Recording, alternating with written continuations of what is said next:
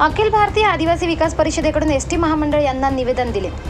त्र्यंबकेश्वर ते वारस विहीर ही एसटी बस महामंडळाकडून चालू करण्यात आली आहे। काही कारणास्तव ही बस 1 महिन्यापासून बंद आहे। त्यामुळे हेदुलीपाडा, नांदगाव, कोहळी, वारस विहीर, खरवळ या गावातील नागरिकांना पायी 6 ते 7 किलोमीटर वेळुंजे फाटा येथे यावे लागत आहे। या गावातील नागरिकांची गैरसोय होऊ नये म्हणून त्र्यंबकेश्वर ते वारस विहीर ही एसटी बस चालू करण्यात यावी, नाहीतर अखिल भारतीय आदिवासी विकास परिषदेचे नाशिक जिल्हा युवा अध्यक्ष जयवंत हागोटे तसेच रामदास शीद यांनी निवेदन दिले। 2 दिवसात बस चालू झाली नाही तर त्र्यंबकेश्वर एसटी महामंडळ कार्यालयासमोर आंदोलन करण्यात येईल असा इशारा संघटनेकडून देण्यात आला आहे।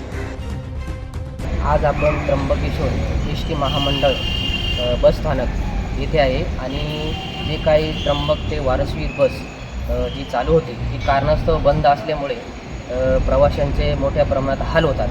त्यामुळे जे काही वारसवीर हेदुलीपाडा येथील नागरिक आहेत त्यांच्याकडून आपण जाणून घेऊ काय परिस्थिती आहे।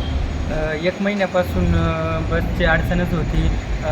बस नसल्यामुळं म्हणजे आमचे जे ग्रामस्थ होते म्हातारे नवतरणे तर तिथे गाड्याची खरवळ वरसवीर गाड्यांची खूपच काही अडचण होती। तर ती 5-6 किलोमीटर वरती यायचे वेळून झालं यायचे तशा त्या गाड्या भेटायच्या। काही लोक रात्रीच्या 9-10 वाजायच्या गाड्याची खूपच अडचण होती। तसेच अखिल भारतीय आदिवासी विकास यांच्या संघटनेने आज निवेदन दिलेले आहे तर लवकरात लवकर बस सुरू केल्या पाहिजे।